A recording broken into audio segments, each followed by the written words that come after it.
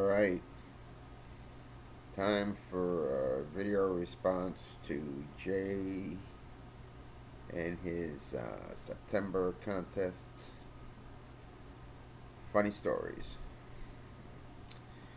and housekeeping. This is a Boswell, and it's too dark in here because the light bulb blew, and I do not feel like getting the ladder out and changing the bulb, which is 15 feet up in the air.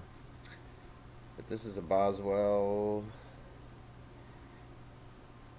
pipe that I use mainly for English blends because it's got a big wide bowl. It's a meaty pipe, and I like it. And man, when I was breaking this pipe in, the wood, the briar, and my understanding is Boswell uses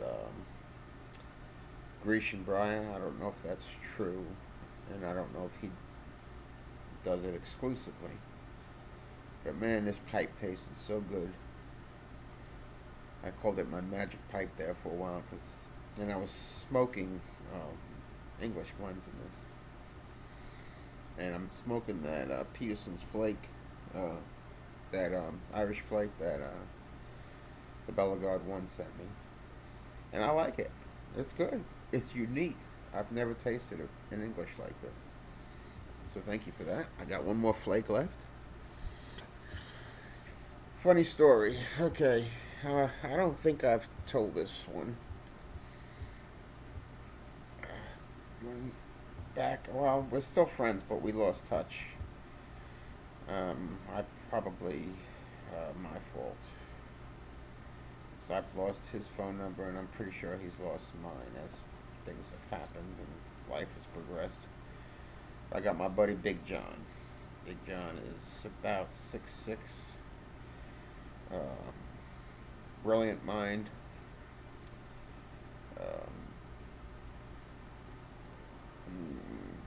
A little bit mischievous, and he's got a class 3 explosive license now. I think it's class 3. And one thing I didn't know is each one of those licenses, as you progress, you can go higher and higher and higher in the altitude of the explosives that you can use. So that's interesting. But leading up to his gaining this license, he and another buddy of mine, Greg, they got interested in Estes rockets, and we were sending rockets up into the sky, and you know what you could buy at the hobby store. So Big John got in his head the idea that he would build his own engine, and he got a CO2 cartridge, a spent CO2 cartridge from a life raft. It was a military surplus store he found it in. It was a good size cartridge, and he thought he would put black powder in it, then use an electric fuse. So we get out to the lake, and there was where I lived at the time, there was several lakes, but this one lake, and then there was a smaller pond off to the side.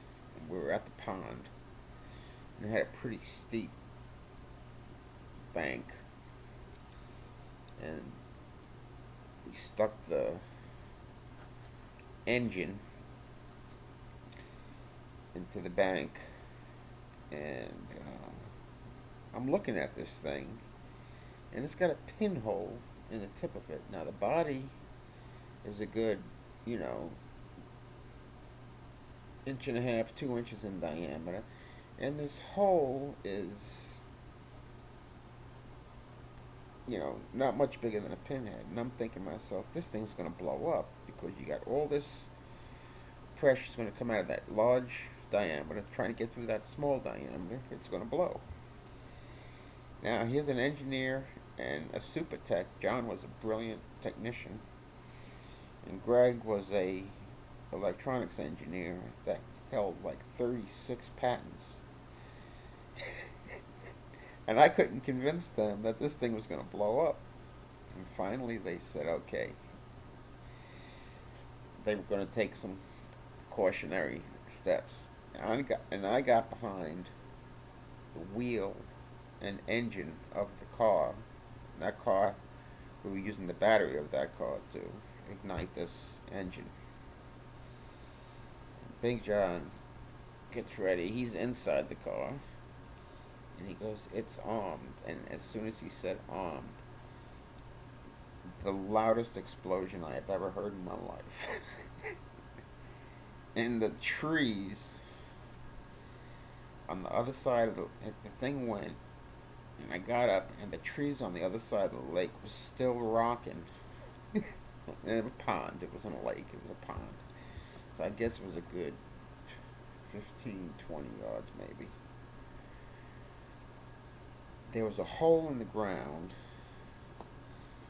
about a foot and a half deep, about 3, 4 feet in diameter. The water on the surface of the pond was still rippling. So, I don't know. I guess that's funny. But that story got around, and Big John was also a pistol instructor. He taught. He was an expert with a 45 caliber. He was our captain of the Army pistol team when he was in the service. This guy could shoot. Unbelievable accuracy. He wore glasses like Coke bottles, but apparently that doesn't affect your ability to shoot. And at the time, being a young fella, I kind of thought, that would be an issue. But anyway, so now his nickname is TNT, and the cops and the firemen and all the emergency personnel. That's Big John's nickname with TNT. But anyway, John, if you're out there, man, I hope you're okay. Haven't seen you in years. God bless, and hope this qualifies as a funny story. Take care, Jay.